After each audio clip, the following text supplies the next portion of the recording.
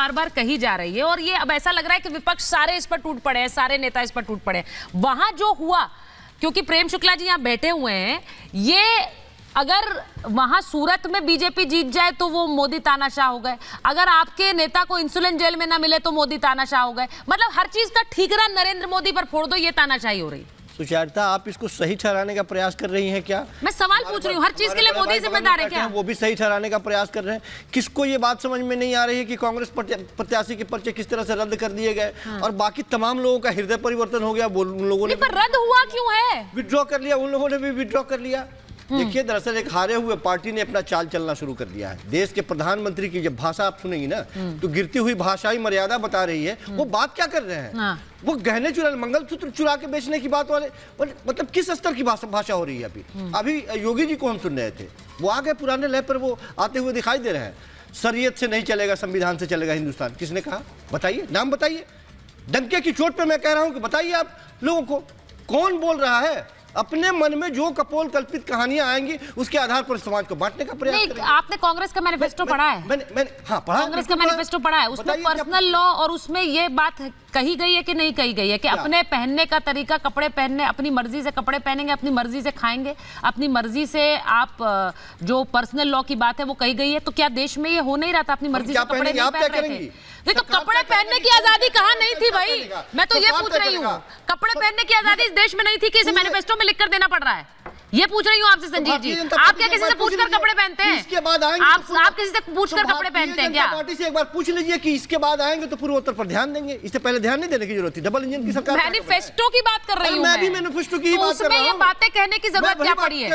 आप एक तरफा एक भाषा का स्तर, प्रेम शुक्ला जी वो कह रहे हैं भाषा का स्तर गिरता जा रहा है, आप लोग जानबूझकर चुनाव से पहले ये आरोप ला रहे हैं। देश के प्रधानमंत्री है, क्या बोल रहे हैं? 10 साल के बाद में जा रहे हैं लोगों से वोट मांगने, कम से कम सरकारी मुद्दों की बात कर लीजिए। प्रेम शुक्ला जी देखिए, भाषा के, संजीव जी, भाषा के स्तर पर सुचरिता जी कांग्रेस बात कर रही है, जो मोदी तेरी कब्र खुदेगी कह रही है, जो हिटलर की मौत मरेगा जो कह रही है मोदी जी को, जो मोदी जी को मार डालेंगे कह रहे हैं इनके प्रत्याशी, इनके मंत्री, इनके जो है राष्ट्रीय अध्यक्ष, इनकी पूर्व राष्ट्रीय अध्यक्षा, इनके कार्यक्रमों में नारे लग रहे हैं मोदी तेरी कब्र खुदेगी।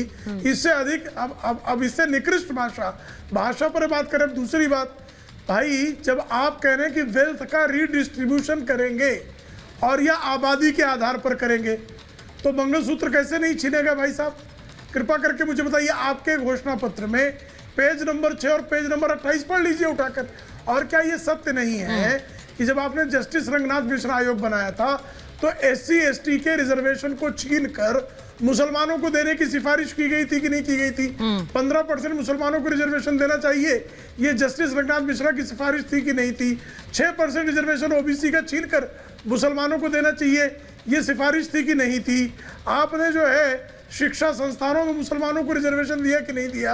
अलीगढ़ मुस्लिम विश्वविद्यालय में आज तक आपने, या जामिया इस्लामिया में जो माइनॉरिटी इंस्टीट्यूट या यूनिवर्सिटीज हैं, वहां पर आज तक आपने SC ST को रिजर्वेशन क्यों नहीं दिया? क्या कारण है, क्यों मांग नहीं करते आप? तो ये साफ तौर पर दिखाता है कि श्रीमान राहुल गांधी के नेतृत्व में कांग्रेस जो है वही भाषा बोल रही है जो भाषा मुस्लिम लीग कह रही थी।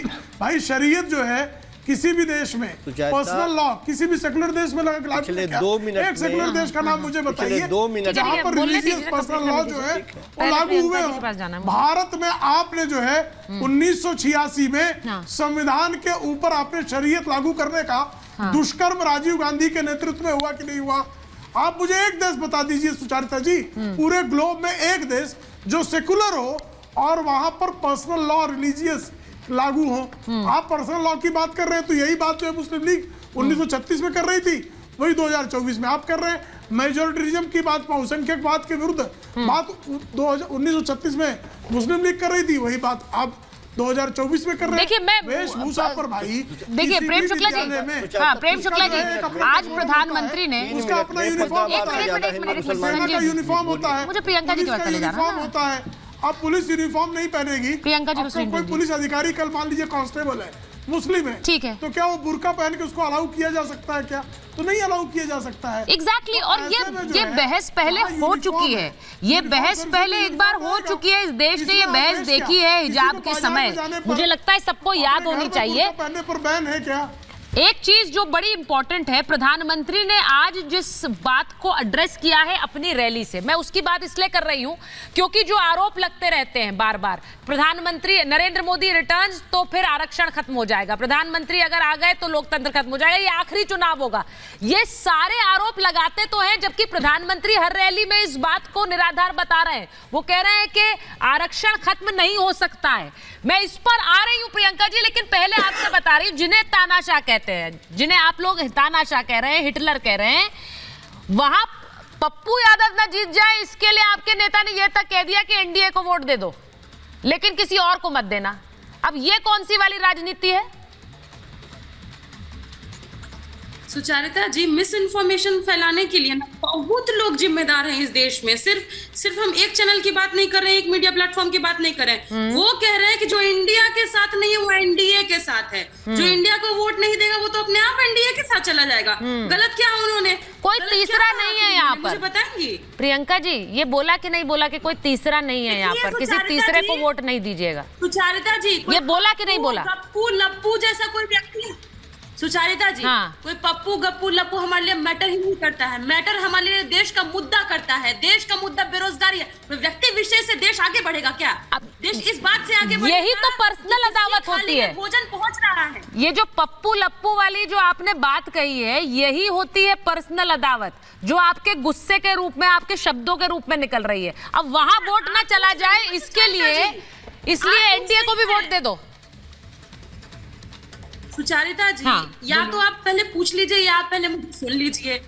आप जब खुद डायरेक्ट पूछ रही हैं कि पप्पू को वोट दे दो, ऐसा कहा तेजस्वी जी ने चला? तो मैंने भी नहीं कहा आप पप्पू लप्पू कर रही हैं, मैंने तो पूछा ही नहीं, मैंने तो नाम ही नहीं लिया किसी का। जो इंडिया को वोट नहीं देगा वो एनडीए के साथ अपने आप है।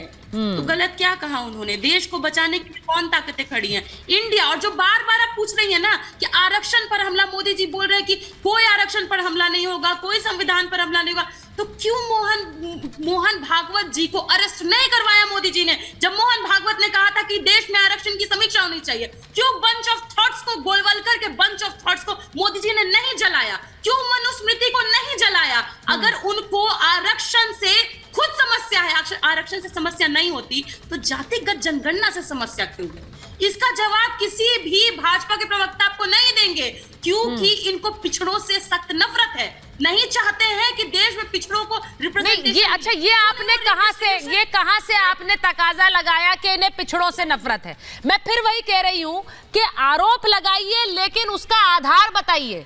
आरोप लगाइए, मैं नहीं कह रही हूं कि आप आरोप मत लगाइए, वो भी लगाएंगे, आप भी लगाइए। पिछड़ों से नफरत है आपने कह दिया, लेकिन इसका आधार क्या है जरा प्रियंका जी बताइए, फिर प्रेम जी जवाब दें। हाँ, सुचारिता जी, देश में जो व्यक्ति जातिगत जनगणना के खिलाफ है वो पिछड़ों के खिलाफ है।